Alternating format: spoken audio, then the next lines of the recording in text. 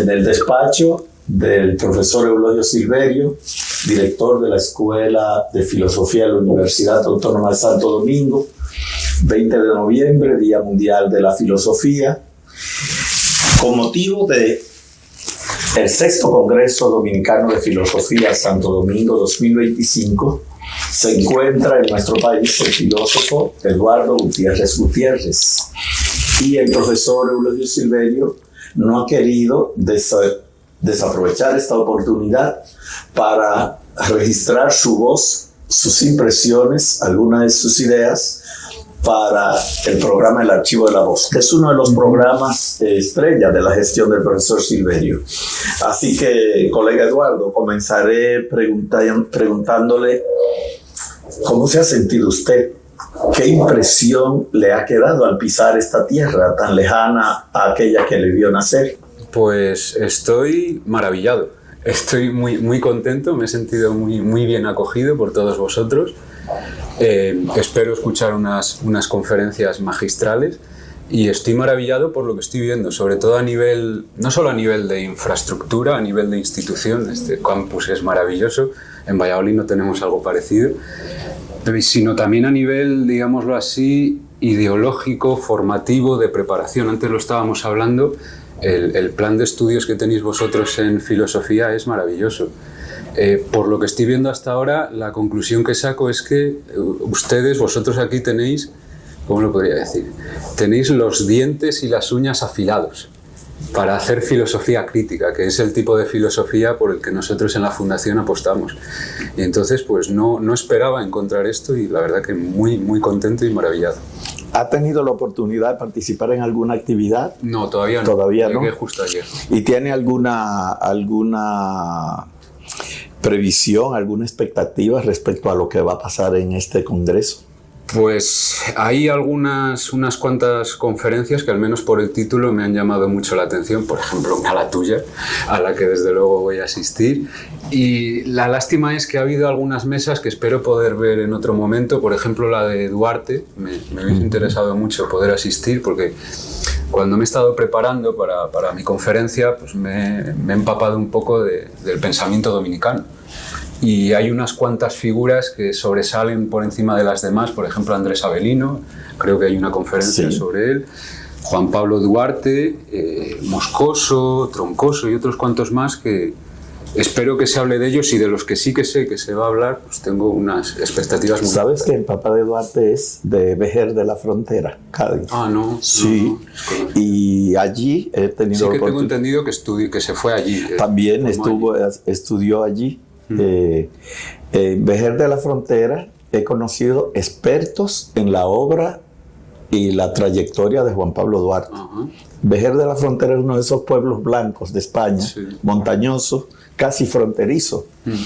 Y precisamente se llama Vejer de la Frontera porque fue hasta donde habían avanzado las tropas hispánicas, hasta ese momento, antes de la victoria definitiva sobre el Moro. Y además de la universidad, ¿cómo ha sido el contacto con la gente? Muy familiar. Muy familiar. Es lo que estábamos hablando antes, que compartir un idioma además justo hace unos pocos meses de vacaciones conocí Túnez, en el norte de África, y claro, el contraste es brutal, porque lo que me encontré allí fue un mundo completamente nuevo, no solo nuevo, sino diferente y hasta extraño. No voy a decir hostil, porque no lo fue así, pero extraño. En cambio aquí, que son muchísimos kilómetros más, todo lo contrario. Es un mundo nuevo para mí, pero que me resulta muy familiar, me suena todo, digámoslo así. La música me suena. Dirías que la sola vecindad no crea hermandades, pero la cultura sí. Eso es, la lengua sobre todo. La lengua sobre todo. A propósito de la lengua, esa expresión suya, la lengua sobre todo, quería yo preguntarle, ¿qué le parece el lema que ha escogido el señor director y coordinador del Congreso para esta edición del Congreso? Se la recuerdo. Pensar en español apuesta por la identidad dominicana. No ha sido necesario. He hecho los deberes.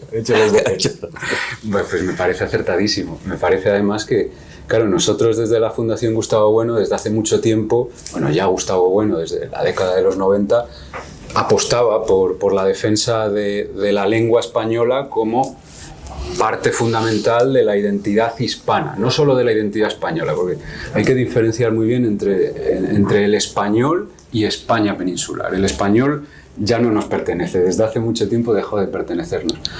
Y claro, cuando tuvimos noticia de que se iba a organizar este congreso, a mí particularmente fue un motivo de alegría. Que tal y como están las cosas, el enemigo yanqui sobre todo, con el inglés fagocitador, que un país como República Dominicana decida apostar o que utilice el español para defender su identidad nacional, pues me parece un acierto y un motivo de alegría. Usted sabe que hay quienes hablan de lenguas predilectas para el pensamiento, ¿verdad? ¿Y qué le parece a usted el español como lengua de pensamiento? ¿Qué le sugiere? Pues que efectivamente lo es. Ese es el tema de mi conferencia. No sé si voy a destripar. Se lo he preguntado a propósito. Claro, eso, la pregunta que me has hecho, pues desde luego remite a Heidegger, al Heidegger adicto al nacionalsocialismo, que decía que solo se podía hacer filosofía en griego o en alemán. Claro. Y desde luego pues no deja de ser una estupidez más de una nación que en esa época, bueno, aunque este comentario de Heidegger ya es hacia la década de los 50, creo, pero de una nación que aspiraba a hegemonizar el mundo.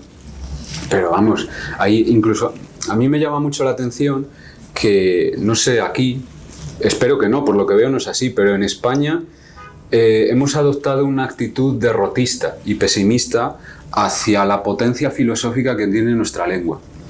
Decir que el español es una lengua de pensamiento, que es lo que Gustavo Bueno demostró por activa y por pasiva, en España es un pensamiento peligroso, es un pensamiento minoritario.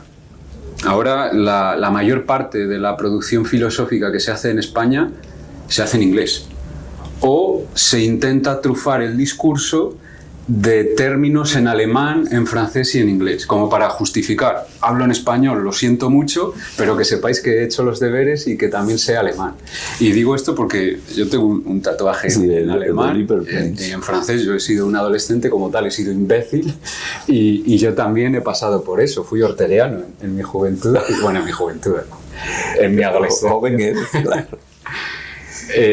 Entonces, pues yo creo que se puede demostrar que el español es una lengua de pensamiento de muchas maneras diferentes. Podemos citar a todos aquellos grandes pensadores y filósofos hispanohablantes, que no españoles, porque estaban en España, pero también estaban aquí en América, que han sido influencias decisivas para lo que se conoce como la filosofía canónica, que es la europea. Pues Francisco de Vitoria, Huarte de San Juan, Francisco Suárez, etc. Y por otro lado, que es por donde va a ir mi conferencia, se puede demostrar aludiendo o mencionando esos términos españoles que están en el español vulgar, que tienen unas reminiscencias filosóficas poderosísimas. Qué sé yo, lo que se suele decir fácilmente, normalmente, la diferencia entre el ser y el estar, que es algo que solo lo tiene el español. La diferencia entre el ser y el estar no es solo una diferencia entre dos verbos, es una diferencia entre verbos que nos permite describir una amplia diversidad de modos de existencia. Es un signo de lo que yo voy a intentar demostrar, que es que el español es una lengua filosófica pluralista, que implica un pluralismo ontológico, que nos hace pensar pluralísticamente. Y eso me parece que es fundamental. Y al respecto de esto, creo que lo hemos comentado antes, lo interesante que tiene el español es, a ver cómo lo puedo decir, que nos impone una filosofía, nos impone un modo de pensar filosófico. No es que nos sirva para expresar nuestra propia filosofía, es que nos la impone. Y como intentaré demostrar, esa filosofía que nos impone es pluralista y es materialista, que es por lo que nosotros apostamos en la Fundación Gustavo Bueno. Y a propósito de tu pasado orteguiano y de esas expresiones comunes que están cargadas, sin embargo, de valor filosófico, por ejemplo, está la noción de creencia. o la noción de vigencia, que la desarrolla más bien Julián Marías. Pero, en fin, ¿alguna expectativa respecto a lo que nos queda de hoy en más? Hoy tenemos el acto inaugural, la conferencia magistral, Sí. y luego 2 días y medio de trabajo intenso. ¿Qué expectativas? Unas jornadas maratonianas. Las expectativas, aprender mucho, conocer gente, bueno, ya lo estoy haciendo, estoy conociendo a gente espectacular, tanto a nivel humano como a nivel intelectual, por decirlo de alguna manera. Y en definitiva, pues aprender, empaparme mucho del pensamiento español dominicano, que es algo que estoy descubriendo y que me está sorprendiendo mucho. Me estaba sorprendiendo no ahora que llego, ahora estoy corroborando eso con lo que venía de casa, pero cuando he investigado sobre su pensamiento he llegado a unas conclusiones muy interesantes. Tienen ustedes una tradición y una forma de pensar muy interesante, muy crítica, muy dialéctica, muy conceptual, y espero empaparme de todo eso y aprender mucho.